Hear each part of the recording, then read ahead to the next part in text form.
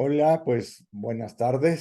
Soy Salvador Moreno, director de Focus in México, y estamos aquí con muchísimo gusto para platicar de una cuestión que a mí me apasiona y que además es un asunto al que yo le doy mucha importancia y mucho valor desde hace muchos años. Ahora sí que puedo decir que sin saberlo, sin tenerlo claro, yo entré a estudiar psicología porque andaba en búsqueda del aprender significativamente. No Ujú. sabía que así se llamaba en ese entonces, pero ya una vez que supe dije, esto era justamente lo que yo andaba buscando. Entonces voy a dar un contexto breve del asunto. En los años 60 aparecen dos planteamientos sobre el aprendizaje significativo. La propuesta de David Ausubel y la propuesta de Carl Rogers. ¿Sí? Dos propuestas, yo diría, bastante diferentes, porque Ausubel enfatizó más el aprendizaje verbal y habló de la significación cognitiva conceptual, y Rogers habló de una significatividad diferente. Entonces, voy a seguir de entrada la línea de Rogers para luego plantear cómo también la propuesta de lo conceptual se puede ver como algo significativo cuando integramos afectos y cuerpo. Y entonces no lo dejamos algo meramente cognitivo, conceptual, como pareciera que se quedó en la propuesta de David Ausubel. En su libro del 69, Carl Rogers, para quienes no saben, pues fue un psicólogo, psicoterapeuta estadounidense muy importante, el originador, digamos, de la perspectiva teórica que se conoce como enfoque centrado en la persona. En el 69, él publicó un libro muy importante que se llamó Freedom to Learn, Libertad para Aprender, y donde él hace el planteamiento de cómo sus teorías y sus hipótesis tenían un lugar y una pertinencia en el campo educativo. ¿Y qué es lo que propone Rogers? Dice, a mí lo que me interesa en educación es promover un aprendizaje significativo.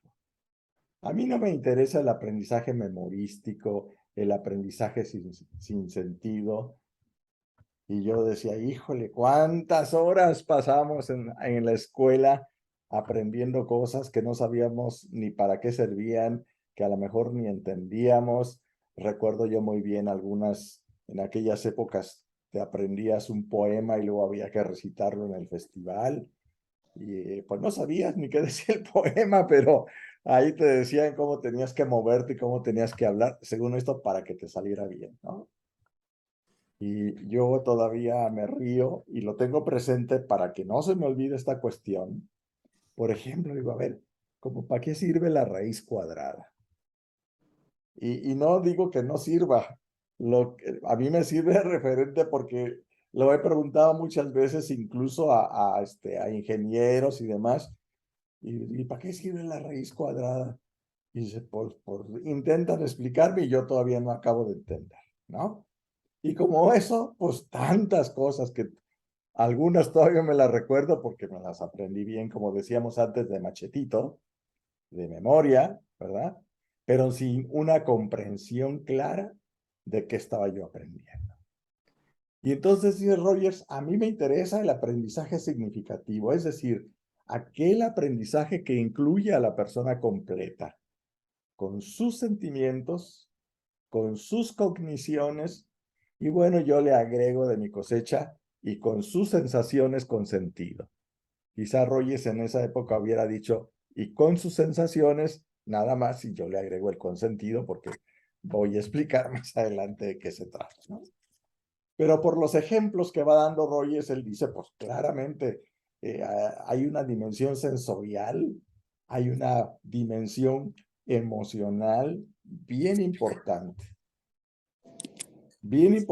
porque es desde la emoción como nos movemos para actuar, cómo nos movemos para darle valor e importancia a las cosas de una manera tal que lo integremos, que nos lo hagamos propio y que se traduzca en nuestra vida cotidiana. Es decir, para que no se nos quede nada más como un aprendizaje memorístico. Y dice, este aprendizaje significativo generalmente es iniciado por la persona que aprende. Lo que quiero decir es que surge del interés, de la motivación, de la curiosidad, ¿no? Y que afecta e incluye las diferentes dimensiones de la persona, la conducta, las actitudes, los pensamientos, los sentires y las relaciones. Como ven, Rogers también incluye a los pensamientos, como antes hablé de cogniciones, que era el aspecto que Auswell estaba enfatizando y señalando con mucha claridad. Pero para mí la gran diferencia es que Rogers amplía la perspectiva, ¿no? Y explícitamente reconoce estas otras dimensiones de las personas para aprender. Y este aprendizaje, continúa diciendo Rogers, este aprendizaje significativo es evaluado y valorado por el que aprende. Luego aquí hay una serie de controversias porque esto se puede prestar a entenderlo de diferentes maneras. Pero yo creo que lo más importante que Rogers intentó plantearnos con esto es que dice, cada persona es la que mejor sabe si lo que está aprendiendo tiene valor. Es la que mejor sabe lo importante que es eso en su vida o no. Y para que sea significativo, el aprendizaje necesita tener sentido, tener valor y tener significado. De esa manera, me lo apropio y al apropiármelo, es algo que va a estar presente en mi vida cotidiana de múltiples maneras. Al decirme lo apropio, también podríamos decir lo encarno, ¿sí? Y esto es aquí donde conectamos con la cuestión de lo corporal, ¿no? Porque lo que yo encarno se vuelve más una dimensión mía. Y Eugene Gendlin, un filósofo y psicoterapeuta de origen austriaco y luego nacionalizado estadounidense, colaborador, discípulo de Rogers en algún momento, pues nos viene a recordar la importancia del cuerpo vivido. Es como una cuestión, a veces digo, pero sí es una obviedad y no. ¿Por qué digo que es una obviedad? Porque, a ver, nada más pensemos, yo puedo hacer algo sin mi cuerpo, puedo pensar sin el cuerpo, actuar sin el cuerpo, relacionarme sin el cuerpo, y sin embargo en la vida concreta muchas veces hacemos cosas como si nuestra corporalidad no importara. Entonces, tomando en cuenta también que somos seres encarnados, el aprendizaje significativo es más probable que ocurra cuando nosotros partimos de una situación concreta vivida por la persona, ¿no? Y fíjense cómo muchas veces, hasta en estas cuestiones de que, ¿qué va primero, la teoría o la práctica? La mayoría de la gente dice, la teoría, ¿no? Y luego vamos al laboratorio a aplicar la teoría. Y si nos pusiéramos en esa cuestión, aquí diríamos, primero va a atender una situación concreta vivida por la persona. Por lo tanto, diríamos, primero va la práctica. Y desde la práctica nos planteamos preguntas que nos interesen para sentirnos movidos a conocer, a aprender. De esta manera, entendemos que nos involucramos corporalmente en esta relación con el mundo que vivimos al estar aprendiendo. Y al involucrarnos en esta relación, acción con el mundo vivido, vamos generando y descubriendo significados afectivos y conceptuales a partir de los significados corporalmente vividos. Y fíjense, aquí estoy ya introduciendo una diferenciación con respecto a los significados. Me parece que lo más usual en nuestra vida cotidiana y en las prácticas escolares, de capacitación y demás, es considerar que el significado es algo eminentemente conceptual. Pero muy pocas veces he oído que se refieran a una dimensión afectiva, es decir, donde están emociones y sentimientos de los significados, y por supuesto que mucho menos he escuchado que se refieran a los significados corporalmente vividos. Pero vamos a poner un ejemplo de esto, ¿no? Si yo repentinamente me encuentro en una situación de riesgo, de peligro, no me pongo a pensar. No digo, ay, estoy en peligro, yo creo que más me vale que haga tal o cual acción. Corporalmente capto, siento la situación de peligro y entonces automáticamente respondo, actúo. Y ya después de que pasó, a lo mejor digo, uff, de la que me libré. ¿Cómo corrí? ¿Cómo me fui? ¿Cómo grité? ¿Cómo brinqué? Eso no lo pensé, lo hice, porque mi cuerpo capta, siente que estoy en una circunstancia de riesgo y desde ahí me muevo. Hay algo en la circunstancia que desde donde corporalmente, digamos, tiene para mí un significado de riesgo y que me hace entonces actuar de una manera. Y ese es el nivel del significado corporalmente vivo. Y eso necesita estar presente en relación con cualquier aprendizaje que hagamos si queremos que nuestro aprendizaje sea significativo. Es decir, si queremos que ese aprendizaje de veras haga una diferencia en nuestro vivir cotidiano, en nuestro trabajo o en nuestra práctica profesional. Pero un problema importante que nos encontramos aquí en esto es, y podemos plantearlo con la siguiente pregunta, pero ¿de qué cuerpo estamos hablando? Entonces, para empezar, hay que decir que estamos hablando de un cuerpo que es más que carne, sangre y huesos. Estamos hablando de un cuerpo que es más que órganos, sistemas y funciones, de un cuerpo que es más que química, física y biología. Ahora, pero ¿cómo está esto tan arraigado en nuestra vida cotidiana, no? Que me caigo en la calle porque me resbalé, me doy un sentón, hay 2, 3 personas que me están viendo, se acercan a ayudarme y me preguntan, ¿está bien? Que pues creo que sí, despacito me puedo levantar, parece que sí, puedo levantarme y caminar. Ah, muy bien, qué bueno, no se preocupe. Lo bueno es que fue solamente algo físico. Y yo digo, ah, caray, ¿cómo que fue solamente algo físico si me caí delante de otras personas que me estaban viendo y me sentí con cierta vergüenza de que ahí estuvieran esas personas viéndome y dije, hice el ridículo, hice el oso, como solemos decir, ¿no? Entonces, no es solo una cuestión física. A veces incluso yo digo, bueno, cuando decimos física, por lo menos podríamos decir, nada más fue algo biológico, porque la biología ya nos habla de vida, nos habla de movimiento. Y en cambio lo físico no nos habla de vida, es un nivel anterior al nivel de la vida. Es decir, desvalorizamos más todavía esa dimensión del cuerpo cuando lo hablamos como solo físico. Pero el cuerpo, les decía, en la propuesta de Eugene Gendlin, es mucho más que eso. El cuerpo, nosotros como cuerpo, somos interacción con el universo y el mundo.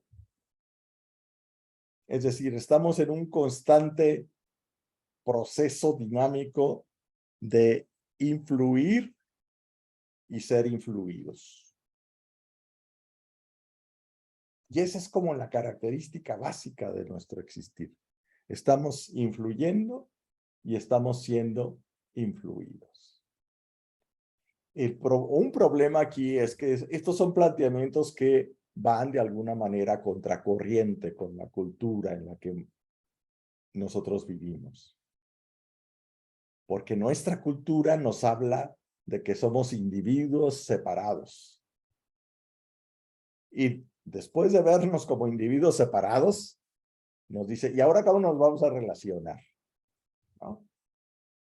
Y eso tiene muchas implicaciones porque, por ejemplo, podemos pensar que cuando estamos en silencio, pues no nos comunicamos.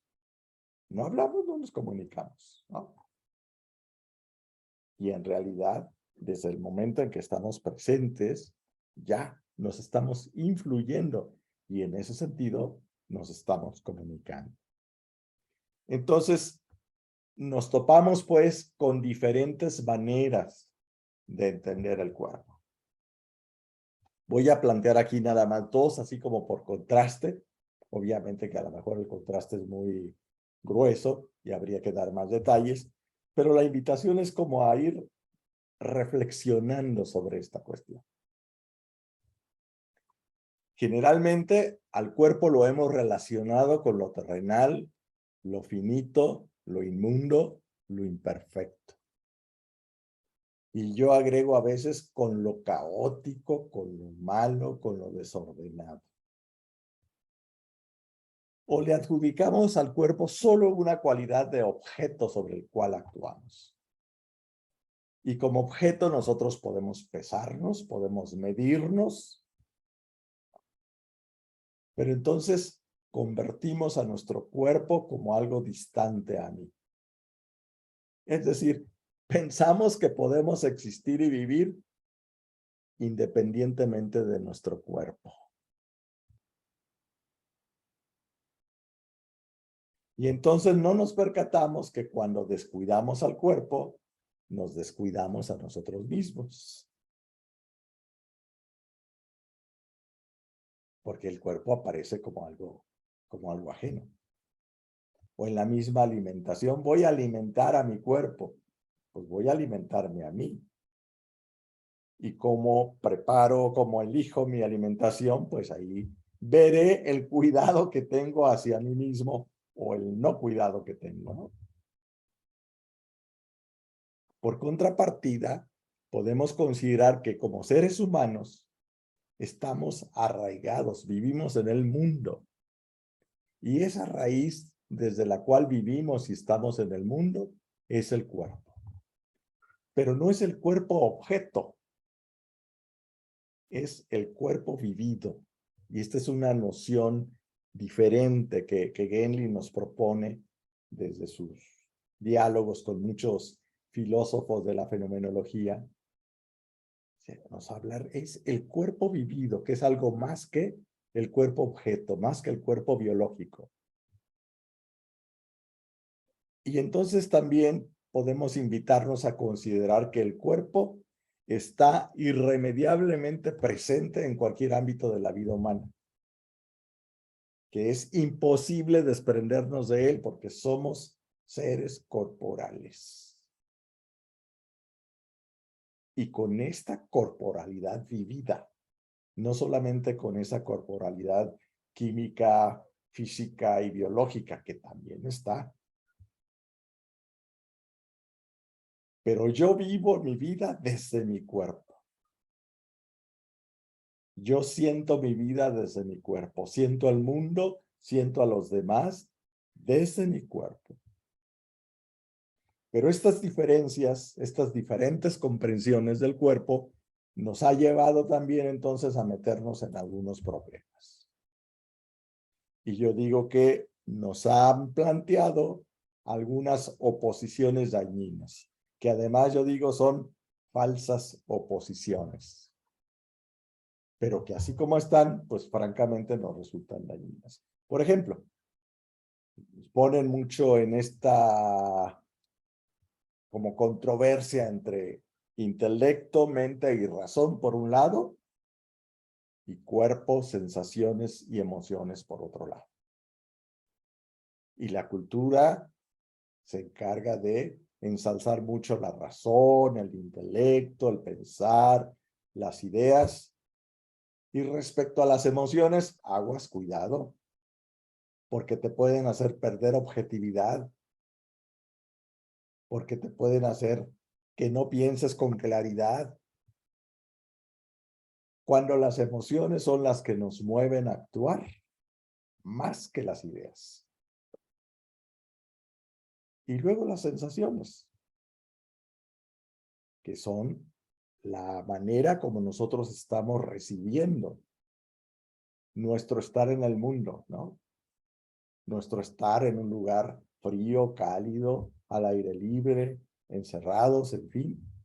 Y todo esto va desde el cuerpo. Entonces, nada de lo que está ahí existe sin cuerpo.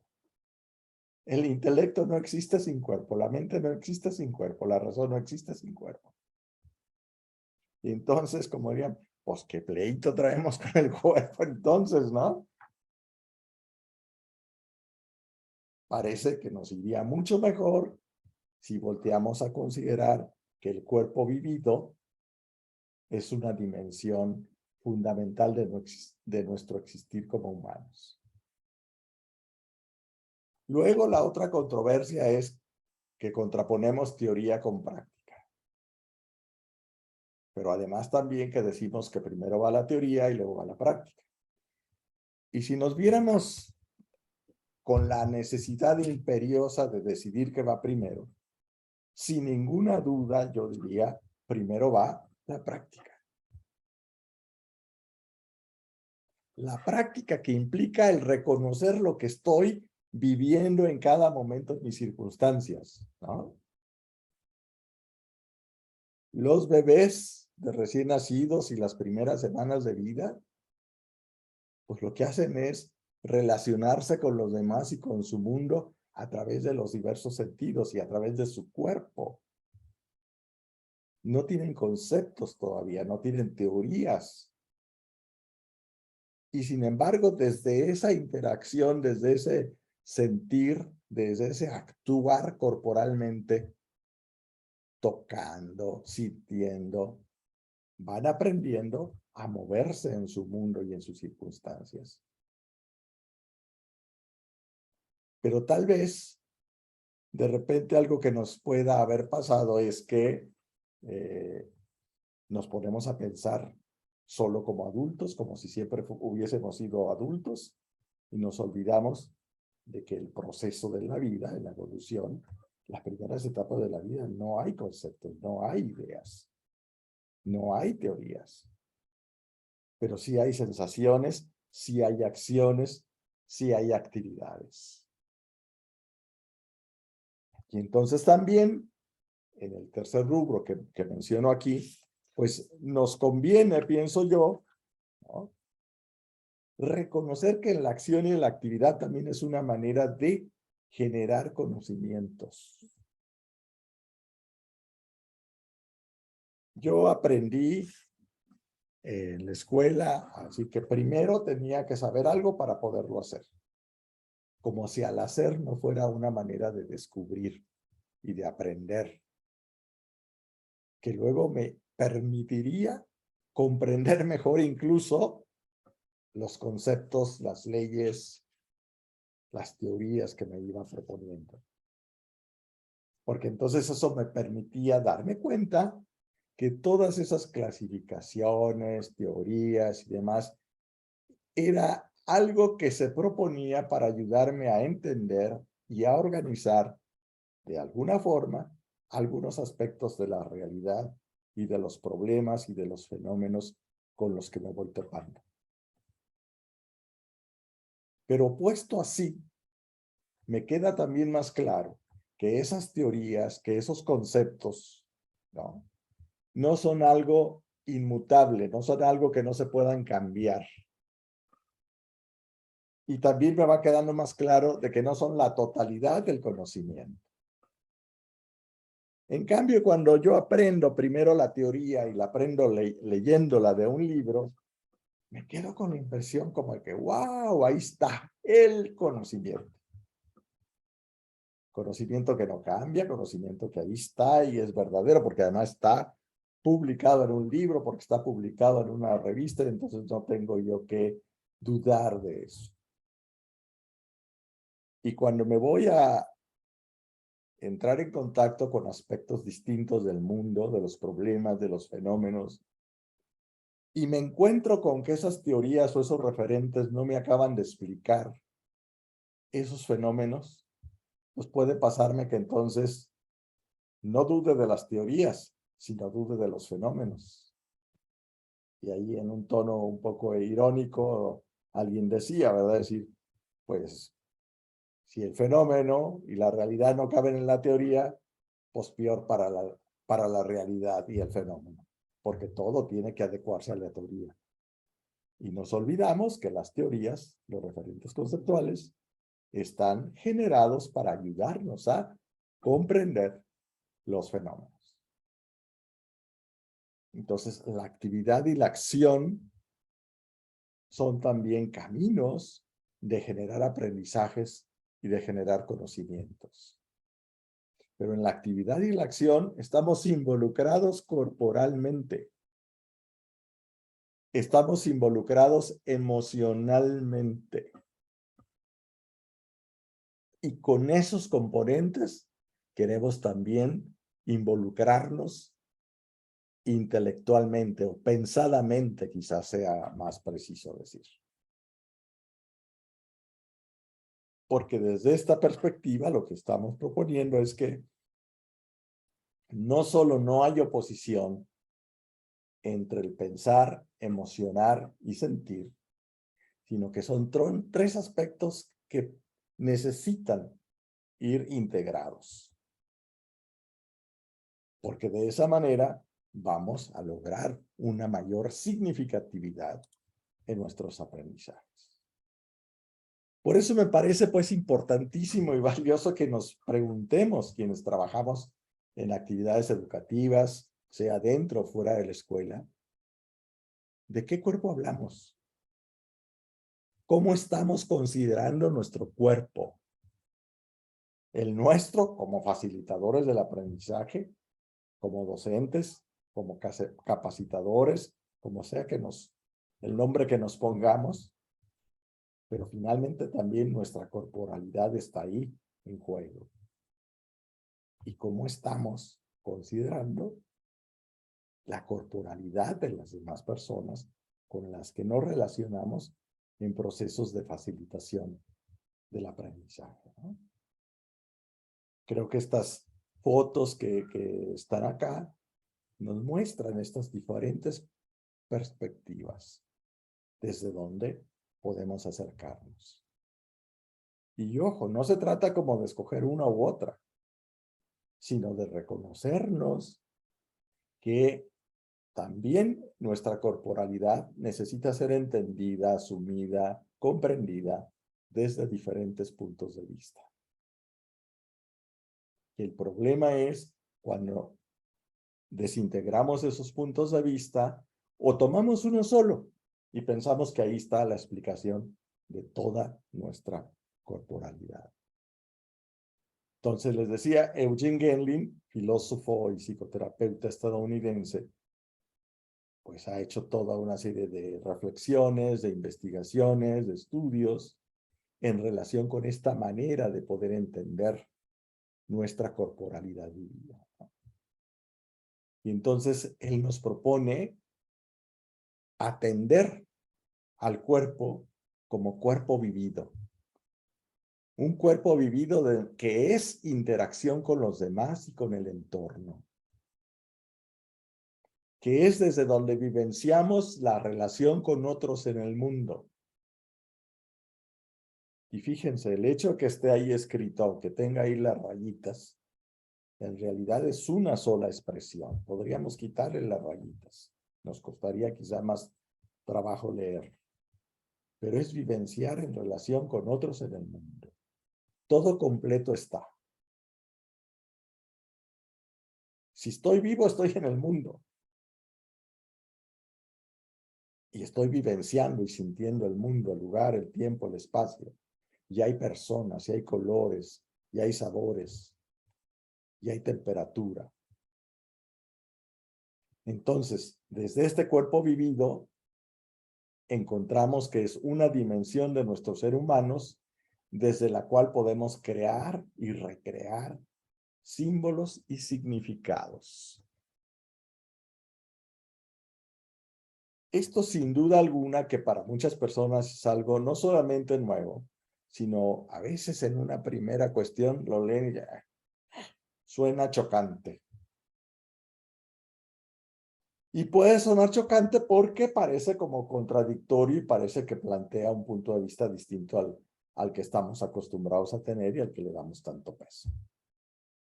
¿No? Alguna vez en un taller le decía yo a uno de los participantes, digo, es otra manera de, como yo podría decir esto, es que podemos pensar con todo el cuerpo, no solo con el cerebro. ¿No? Y él decía, no, es que eso no puede ser. No, claro, no puede ser dentro de las ideas dominantes de nuestra cultura. Afortunadamente tenemos ya mucha experiencia e investigaciones que nos van mostrando que no solo que sí puede ser, sino que el pensamiento creativo, ahí conecto con el segundo punto, viene desde el cuerpo vivido. El pensamiento creativo no está generado solo desde los conceptos, desde las teorías, desde las palabras. El pensamiento creativo está desde toda la información que captamos con nuestra corporalidad que se mueve y se procesa de una manera tal que brota un producto creativo. Es desde esta corporalidad vivida que le damos significados vividos y encarnados a los conceptos y a las teorías. Y diría a la información en general. Fíjense de cuántas cosas nosotros tenemos información en la vida cotidiana. Y sin embargo, actuamos como si no tuviéramos esa información. ¿Para qué quiero esa información? ¿No? La alimentación, por ejemplo, ¿no? Yo creo que muchos tenemos informaciones varias sobre la alimentación y los cuidados y lo que nos conviene, pero a la hora de la hora comemos lo que nos encontramos.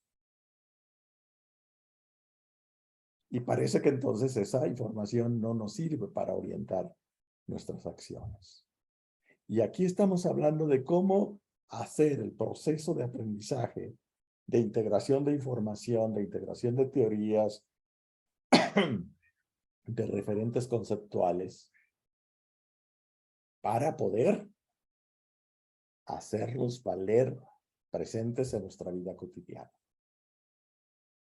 Desde esta dimensión de cuerpo vivido podemos orientar nuestras decisiones, acciones y relaciones cotidianas.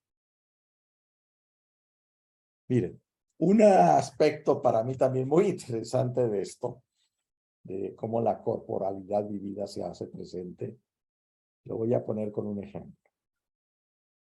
Alguien que juega tenis puede pararse en la cancha, tal vez más bien pensando en la estrategia que va a seguir, o tratando de analizar cómo está jugando su oponente, o puede hacerlo, por el contrario, dejándose sentir la totalidad de la situación desde su cuerpo y dejándose guiar por esa sensación que viene desde su cuerpo. Y lo que uno observa son diferencias bien importantes, ¿no? El otro día alguien comentaba también, por ejemplo, a propósito del golf, que le habían dicho es que el golf, la mayor parte tiene que ver con la postura, y quien se lo decía es algo mental, más que la fuerza del golpe es tu concentración, tu atención, y yo diría, desde esta perspectiva, una manera particular de estar atento a tu corporalidad vivida. Insisto, es el cuerpo vivido, no solamente es el cuerpo orgánico, no solamente es el cuerpo biológico. y desde ahí hacer el movimiento para lanzar la pelota. Entonces, esta corporalidad vivida, al final de cuentas, nos sirve de rumbo hacia la vida, hacia lo que nos da la vida. Y esto es especialmente valioso cuando nos topamos con situaciones para las que no tenemos ya una consigna, una modalidad, un protocolo a seguir en cuanto a cómo tenemos que comportarnos, sino que de repente es algo nuevo, algo que nunca habíamos encarado antes y digo, ¿y ahora cómo le hago? ¿Desde dónde me muevo para resolver esto, no? Llámese problemas en el trabajo, llámese conflictos en la familia, llámese generar un nuevo proyecto. La corporalidad vivida ofrece estas alternativas creativas para vivir mejor. Y vivir mejor cada quien de acuerdo a sus circunstancias, a su historia, a sus proyectos, porque desde la corporalidad vivida nos vamos orientando. Y quiero terminar nada más diciendo que esta corporalidad vivida tampoco es que sea solamente que todo viene desde dentro de mí. No, la corporalidad vivida implica mi historia personal, mi trayectoria de vida, y ambas implican las circunstancias, los contextos culturales, sociales, económicos donde he vivido, las personas con las que he interactuado, los diferentes conocimientos y saberes que he ido incorporando a lo largo de mi vida. Todo eso está ahí, en las nuevas sensaciones que aparecen en esta corporalidad vivida. Por eso tiene una riqueza y una sabiduría muy especial. Y lo enfatizo porque sí es fácil después que como entender, ay, todo viene así como la inspiración desde adentro y como si apareciera de la nada. No, pues claro que no. Llega inspiración y procesa, pero lo que tienes de experiencia, de conocimientos, de saberes, de contactos, de vivencias con distintas circunstancias, personas y lugares a lo largo de tu historia. Por eso, pues, me parece a mí tan importante, tan conveniente el recuperar de este lugar al cuerpo. Y digo, no solamente en función de promover aprendizajes significativos, sino de hacer realmente una labor educativa, si por educación entendemos como el aprender a convivir bien con otras personas y a vivir la vida, pues en las circunstancias en las que estamos, de acuerdo con las direcciones que vayamos dándole en nuestras posibilidades. En esta perspectiva, si digo, a la atención al cuerpo vivido, nos ofrece una riqueza muy grande y además diría, es imprescindible hacerlo. Bien, le dejo entonces hasta aquí con estos planteamientos de inquietudes, sentipensares, preguntas. Y bueno, creo que podemos tener unos 5 minutitos por ahí si quieren hacer algunos comentarios, si quieren hacer preguntas, con mucho gusto.